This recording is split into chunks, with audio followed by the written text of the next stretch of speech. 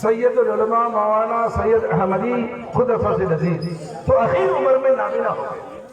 تو علماء کا قافلہ اپنے دل میں اپنے لوگوں نے سوال کیا کہ مصلی مجیبی کا امام نابینا ہے اور نابینا کے پیچھے نماز کا مکروہ ہے، کیسے پڑھتے ہیں پھر ولی اللہ قادری؟ تو دوسرے مولوی نے کہا کہ عشاء کی نماز ہو جائے، نماز کے بعد خلوت میں جا کے اس مسئلے پر تبادلہ خیال ہوگا، بحث کی جائے گی.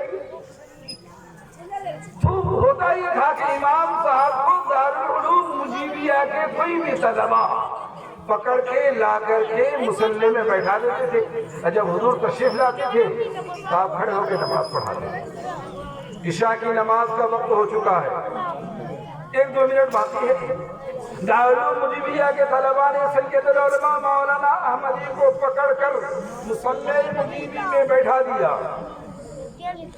ابھی 2-4 سیکنڈ گزرا ہوگا، حضرت نے فرمایا ہاتھ دھارا. مولانا احمدی نے فرمایا کوئی قریب میں ہو. فوراً دارالعلوم مجیبیہ کے ایک بڑے طلباء آپ کی بارگاہ میں آئے. کہا کہ دیکھو حضور کے آنے کا ٹائم ہو گیا، حضرت ولی اللہ قادری کے آنے کا ٹائم ہو گیا ہے.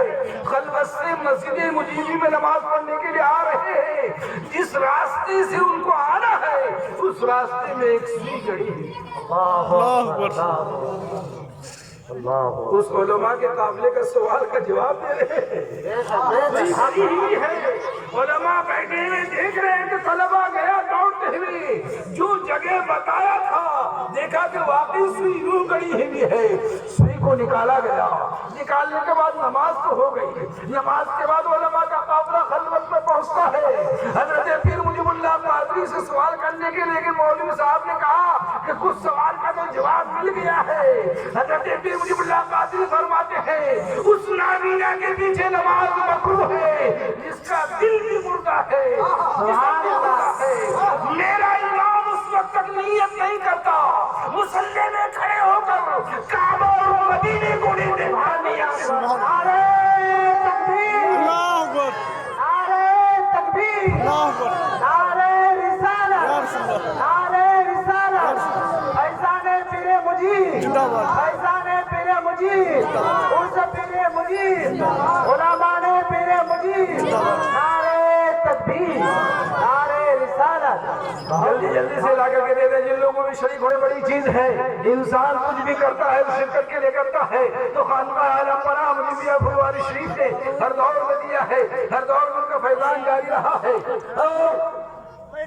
حضرت مخدوم بہاری فرماتے ایک جرگیر محکمگیر ایک دروازے کو پکڑو مضبوطی سے پکڑو. سلاسل سب لوگ ہیں، سلسلے قادریہ ہیں، چشتیہ ہیں، نقشبندیہ ہیں، سہروردیہ ہیں. تمام سلاسل کو اسی دریا میں ڈالا ہے. دریائیں تو الگ ہے، پروان ندی الگ ہے، گنگا الگ ہے، کوسی الگ ہے، پران الگ ہے، گنگئی الگ ہے، لیکن سارے دریا کو جا کر کے سمندر میں جا کے مل جانا ہوگا. جب سمندر میں مل جاتا ہے تو ایک دریا سمندر ہی بن جاتا ہے. تو رسول اعظم کے ذریعے میں سب کو جا کر کے مل جانا ہے. چاہے وہ قادری ہوں، چشتی ہوں، نقشبندی ہوں، سہروردی ہوں، تمام سلاسل کو وہاں کے چلے جانا ہے. وضو کر لیا، وضو کرنے کے بعد پانی بہا تو اس بہے ہوئے پانی سے وضو نہیں کر سکتے ہیں. مفتی صاحب کہیں گے پانی ناپاک ہو گیا، مائی مستعمل میں ہو گیا. لیکن مائی مستعمل میں اگر ایک بالٹی مائی مستعمل میں اس کو 4 بالٹی ڈالتا تو پانی پاک ہوتا ہوا نظر آ رہا ہے. اسی وضو کیے ہوئے پانی کو دریا میں ڈال دیا تو پانی پاک ہے. تو کہنے کا مقصد ہے دریا بڑا ہو جاتا ہے. عظیم دریا میں کتنی بھی ادھر سے ادھر سے آ جائے سمندر کبھی غلاظت کو نہیں لیتا ہے.